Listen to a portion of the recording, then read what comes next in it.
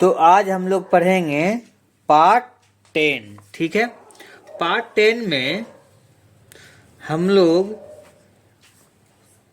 Classification on the basic of angles के आधार पे पहला जो ट्रिंगल था उस ट्रिंगल के बारे में पढ़ेंगे। ठीक, इस ट्रिंगल का क्या नाम दिए थे हम, देखिए A C T U A C sorry ACUTE acute angled triangle. ठीक है, तो इस एंगल के बारे में पढ़ेंगे, एक्यूट एंगल ट्रायंगल। अब किसको कहते हैं एक्यूट एंगल ट्रायंगल, ये देख लीजिए। ठीक है, तो कहता है ए triangle is called a triangle is called an acute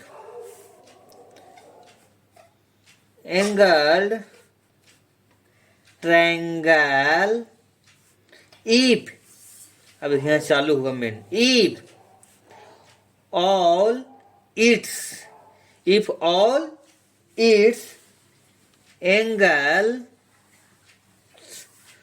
angles are acute। अब हम एक्यूट एंगल किसको बारे में बताए थे कि जो 90 डिग्री से छोटा एंगल जिसका होता है उसको हम लोग एक्यूट एंगल कहते हैं। ठीक है, तो इसका मतलब ये हुआ कि वैसा ट्रायंगल जिसका तीनों का तीनों एंगल्स 90 डिग्री से छोटा हो, कोई भी 90 डिग्री के बराबर या 90 डिग्री से बड़ा नहीं हो। ठीक है, तीनों के तीनों एंगल 90 डिग्री से छोटी होनी चाहिए। ठीक है, तो इस तरह से देखिए, ये हमारे पास फिगर है। ठीक है, इसका नाम ए देते हैं, इसका नाम बी देते हैं, इसका नाम सी देते हैं।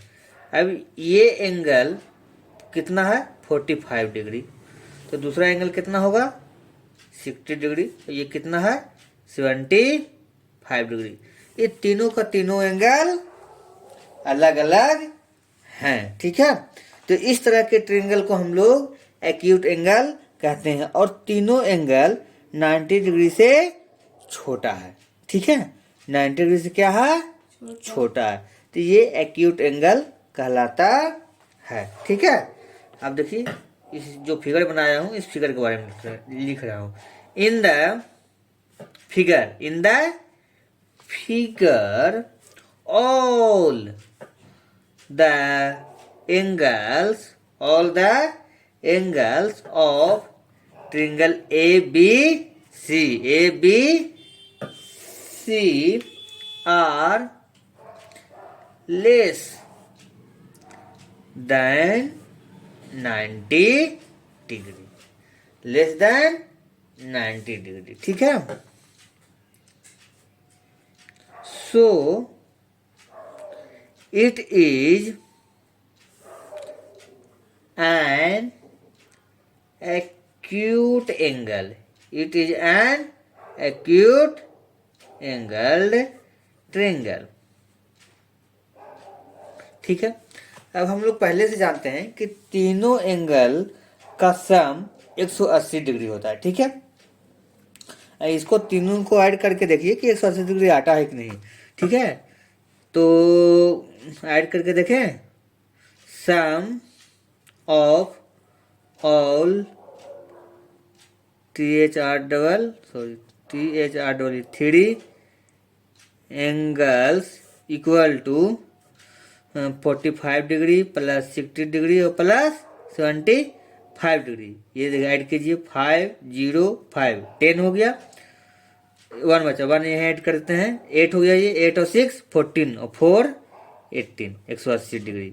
देख लिए ना, तो तीनों को ऐड करने के बाद 180 डिग्री है। अब ये 180 डिग्री होगा ही, अगर कोई ऐड करने के बाद 180 डिग्री अगर नहीं आता है तो वो ट्रायंगल, वो जो एंगल है वो गलत दिया हुआ। ठीक है, अब इसमें से कोई पूछे कि तीनों एंगल दिया हुआ है और इसका सबसे बड़ी साइड कौन सा है, तो स्मॉलेस्ट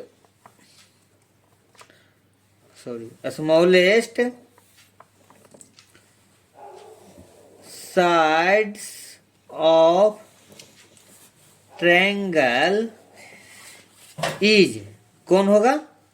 तो जो सबसे स्मॉलेस्ट एंगल है उसके सामने वाला जो साइड है वो सबसे छोटा होगा, तो उस सबसे छोटा कौन सा होगा? BC, ठीक है। And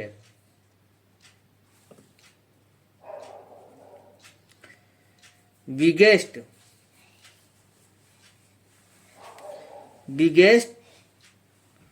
sides of triangle is, कौन सा होगा?